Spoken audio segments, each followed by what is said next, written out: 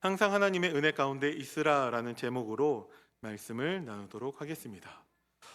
이번 주 강단 말씀에서 한 가지 질문으로 시작을 했습니다. 나는 하나님의 은혜 받은 자인가? 하나님의 은혜의 기준이 내 생각, 내 기분, 내 감정, 내 경험 등이 아니라 오직 하나님의 말씀이 되어야 한다라고 하셨습니다.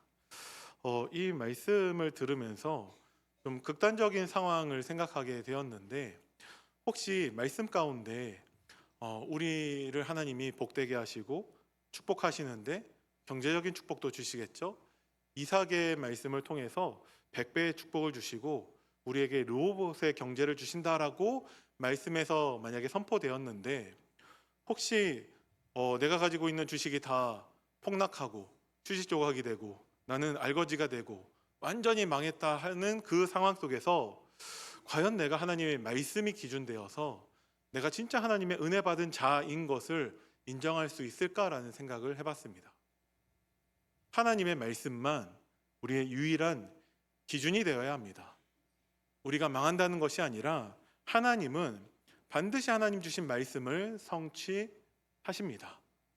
우리에게 이번 주 성취하시는 말씀이 생명의 떡이신 예수 그리스도와 우리가 연합되어 있기 때문에 그 예수님이 우리와 함께 하시면서 우리를 인도하시고 우리의 모든 것을 책임지시죠.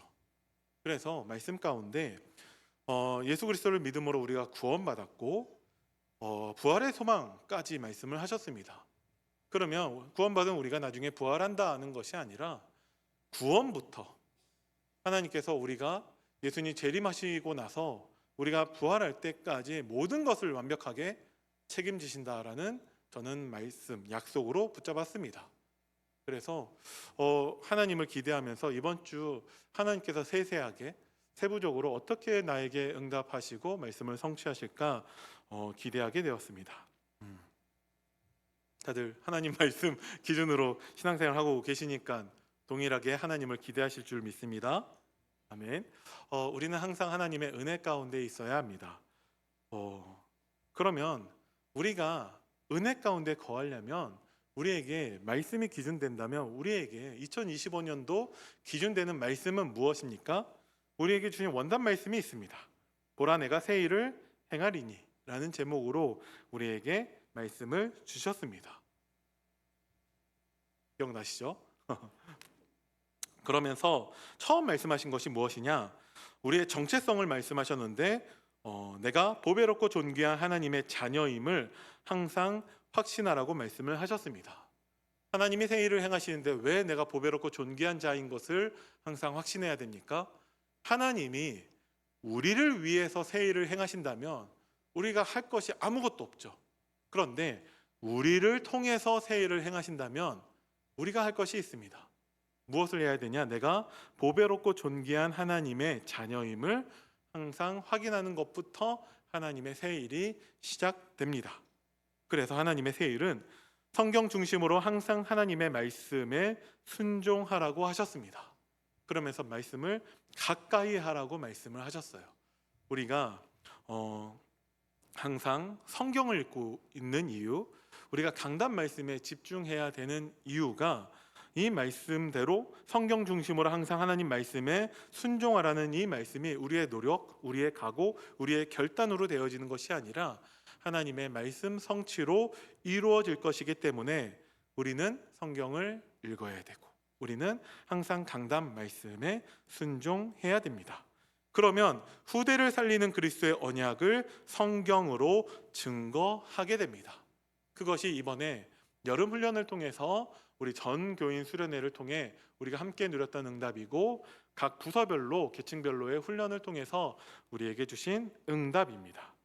전교인 수련회를 통해서 받은 말씀이 있습니다. 1강에서는 성경 중심으로 새로운 시작을 하라고 하셨고 2강에서는 그리스도와 함께 새로운 시작을 하라고 말씀을 하셨습니다. 그러면서 1강을 통해서는 우리가 지금까지 성경적으로 신학적으로 틀린 부분이 무엇이었는지를 정확하게 짚어주셨어요. 그러면 우리는 더 이상 그 틀린 것들을 버리고 올바르게 정확하게 신앙생활을 해야겠죠. 2강에서 우리에게 무엇이 올바른 시작이고 올바른 하나님의 말씀인지를 다시금 말씀해 주셨습니다. 이 강의 내용이 좀 어려울 수도 있었을 것 같습니다. 목사님 제가 들어도 어려웠습니다. 그런데 비슷한 내용인 것 같고 우리가 알고 있었던 내용들과 굳이 이 말씀을 왜 주셨을까 질문하면서 기도해 보니까 비슷한 것은 같은 것이 아닙니다. 비슷한데 진짜가 아닌 것을 세상에서는 짝퉁이라고 합니다. 종교에서는 그걸 뭐라고 하냐? 이단이라고 합니다. 그래서 우리는 비슷한 것 말고 정확한 내용을 붙잡아야 됩니다. 다시금 그 말씀을 한번 들어보시기 바랍니다.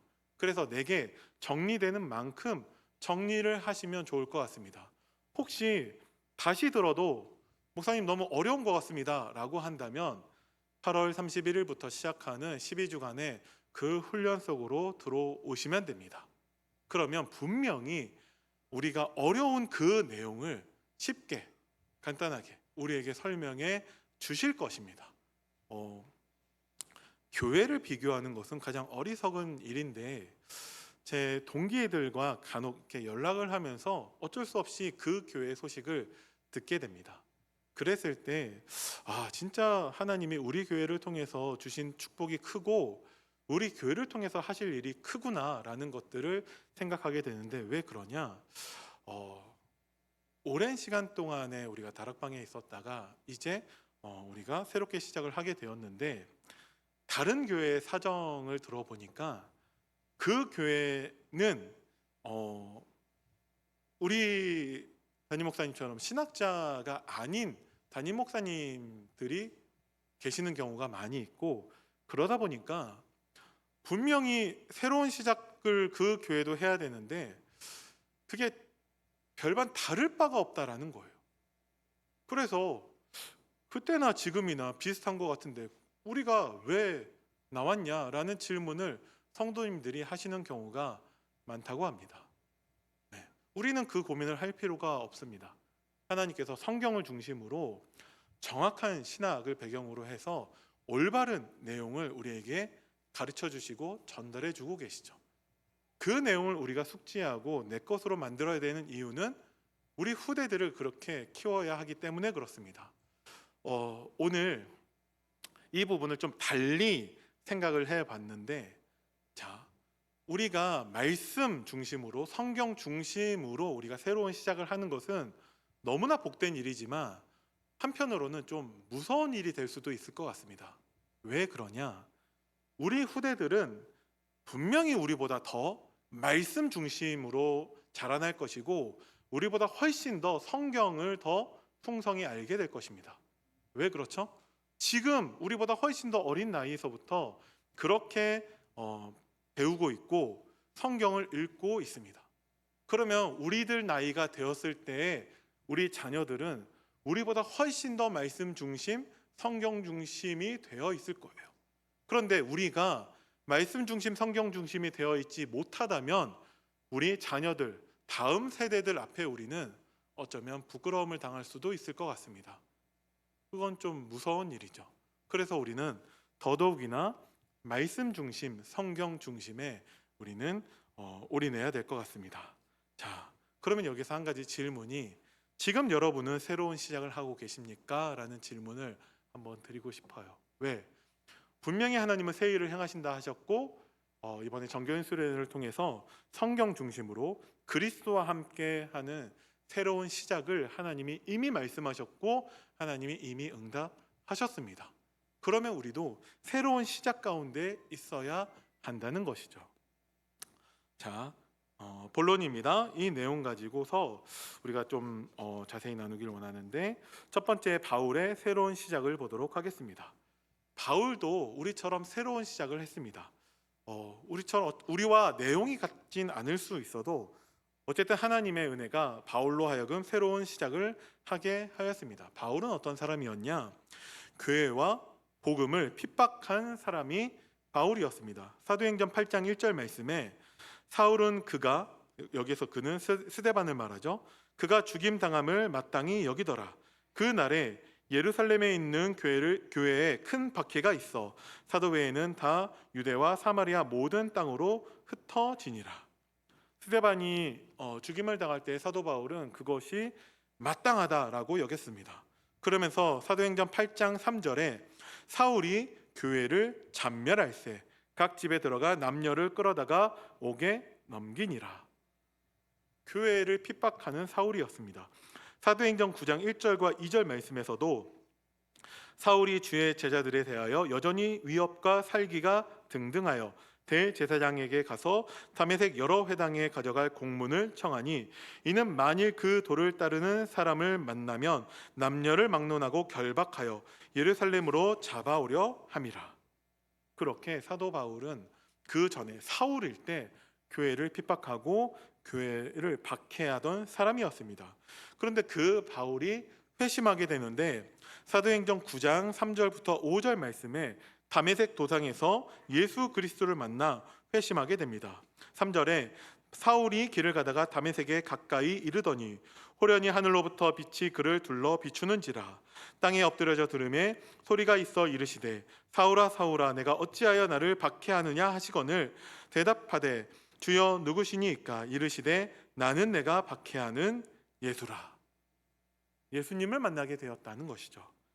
그러고 난 다음에 회심한 바울의 고백은 갈라디아서 11장 13절 말씀에 내가 이전에 유대교에 있을 때 행한 일을 너희가 들었거니와 하나님의 교회를 심히 박해하여 멸하고 라고 고백을 합니다.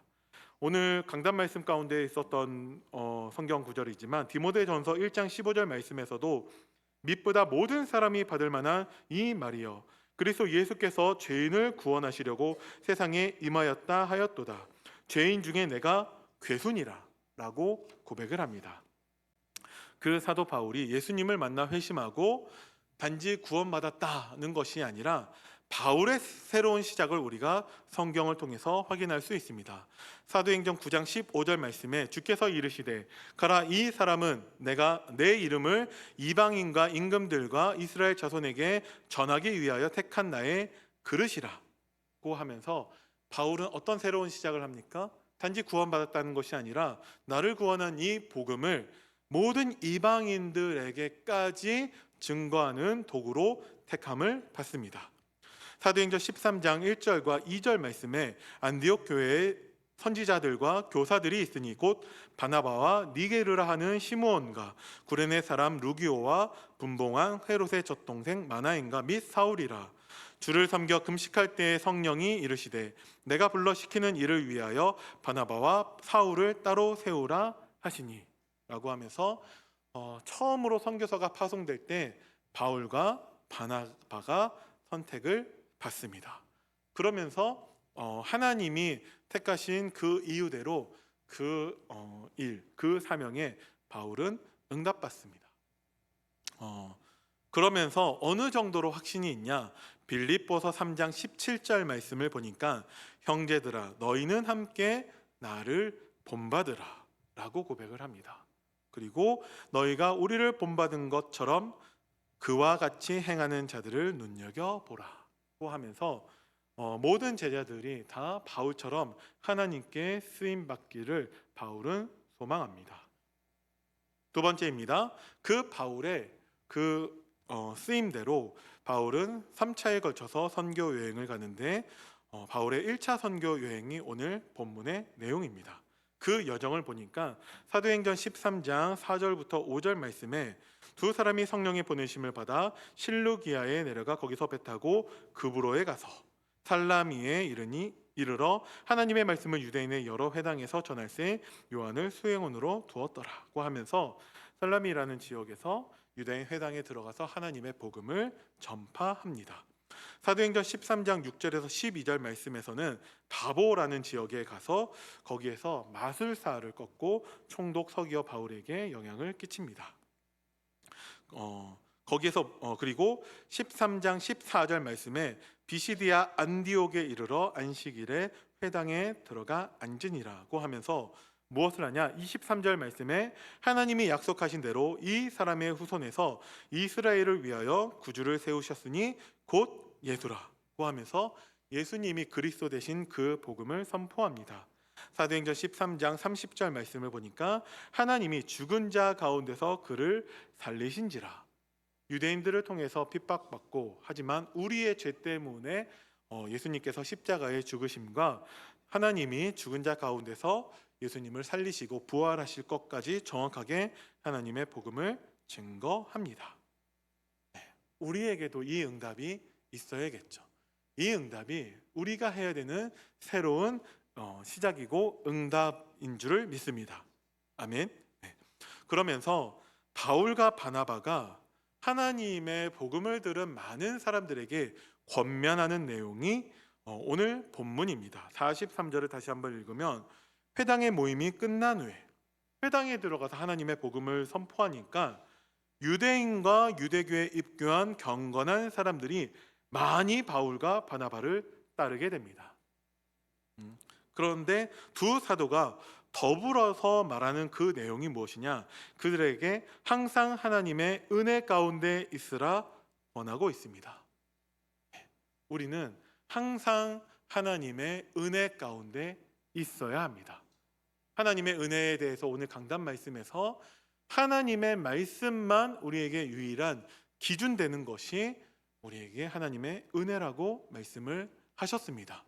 그래서 우리는 항상 우리의 내가 죄인 된 것을 자각해야 되고 회개하여서 우리는 하나님께로 돌아서고 하나님의 말씀으로 돌아서야 됩니다. 오늘도 한 분이 그런 말씀하셨는데, 회개라는 부분에서 그 단어가 주는 무엇인가 우리도 모르게 우리에게 먼저 들어간 선입견이 된 잘못된 각인이 된 그 이미지가 있는 것 같습니다. 회개는 우리에게 축복 중에 축복이라고 생각을 합니다. 전에 회개라는 그 표현을 우리가 어떤 표현으로 대신했었냐? 복음 누림이라는 표현으로 대신했었던 것 같습니다. 복음 누리면 된다라는 것으로. 그런데 정확하게 회개가 아니라 내가 죄인 된 것을 자각하여서 하나님께로 돌아서는 회개가 아니라 그냥 복음만 누리면 되니까 그냥 우리의 삶에서 성화의 응답이 없었던 것 같습니다. 그래서 지금 정확하게 우리에게 죄가 무엇인지를 말씀해 주고 계시고 우리에게 회개의 축복이 무엇인지 말씀해 주고 계십니다. 회개가 축복 중에 축복인 이유는 회개의 결과 때문에 그렇습니다. 회개의 결과, 우리는 하나님께로 돌아설 수 있고 하나님의 말씀 앞에 서게 됩니다. 우리가 회개할 수 있는 것도 아닙니다. 진짜 우리가 회개할 수 있다면 굳이 예수님이 우리에게 오셔서 우리 죄를 대신해서 죽으셨을 리도 없고 예수님이 부활할 필요도 없었을 것 같습니다. 우리가 회개하지 못하기 때문에 예수님이 십자가와 부활을 통해서 참된 회개의 열매가 되셨고, 우리에게서의 참된 회개의 축복은 무엇이냐? 하나님이 보내신 자를 믿는 것이 우리에게는 참된 회개입니다. 정말 예수님이 우리의 주인 되시는 것이 우리에게는 참된 회개의 응답이고, 지난주 강단 말씀을 통해서 보면 이것이 교회의 축복입니다. 예수 그리스도가 주인된 언약 공동체이기 때문에 우리에게서는 진짜 예수님이 주인된 것을 날마다 고백하는 우리에게 회개의 축복이 필요합니다. 그것을 위해서 우리는 항상 하나님의 은혜 가운데 있어야 한다라는 것이죠. 그래서 원단 말씀에서도 우리가 하나님 말씀을 가까이 해야 된다라고 말씀을 하셨습니다. 다른 것이 아니에요. 하나님의 말씀을 가까이 하시는 여러분들 되시기 바랍니다. 이것이 우리가 항상 하나님의 은혜 가운데 있는 것이고, 우리가 말씀에 머물러 있는 것이, 말씀에 집중하는 것이 우리가 회개의 응답을 누리고 하나님의 은혜의 응답을 누리는 그 키가 되는 것을 여러분들이 믿으시기 바랍니다. 그랬을 때 하나님이 어떤 응답을 우리에게 더해 주시냐? 사도행전 13장 44절 말씀을 보니까 다시금 말씀드리자면, 회당 모임이 끝난 후에 유대인과 유대교에 입교한 경건한 많은 사람들이 정말 바울과 바나바가 전하는 그 복음을 통해서 회심하여 정말 하나님 자녀가 되었을 때, 하나님의 은혜 가운데 머물러 있었을 때 어떤 응답이 있냐? 그 다음 안식일에는 온 시민이 거의 다 하나님의 말씀을 듣고자 하여 모이니, 이 응답을 누리게 됩니다. 여러분들이 원단 말씀을 통해서 주신 말씀을 언약으로 붙잡고 전교인 수련회에 통해서 우리에게 주신 그 말씀을 언약으로 붙잡고 우리가 항상 하나님의 은혜 가운데 있을 때 하나님은 온 시민이 거의 다 하나님의 말씀을 듣고자 하여 모이는 그 응답을 누리게 하실 줄을 믿습니다. 그러면 반대로 얘기하면 왜 대구 온 시민들이 왜 우리 교회에 모이지를 못하는가? 우리가 항상 하나님의 은혜 가운데 있지 않기 때문에 라고 우리는 그 원인을 찾아야 됩니다. 우리 전 성도가 함께 성경을 읽으며 강단 말씀에 응답받을 때 하나님은 약속하신 대로 이 응답을 우리에게도 주실 줄 믿습니다. 사도행전 13장 47절부터 49절까지 말씀을 보니까 주께서 이같이 우리에게 명하시되 내가 너를 이방의 빛으로 삼아 너로 땅끝까지 구원하게 하리라 하셨느니라 하니, 여러분들에게 주시는 언약으로 붙잡으시길 바랍니다. 48절의 내용은 다 알고 계시죠? 이방인들이 듣고 기뻐하여 하나님의 말씀을 찬송하며 영생을 주시기로 작정된 자는 다 믿더라.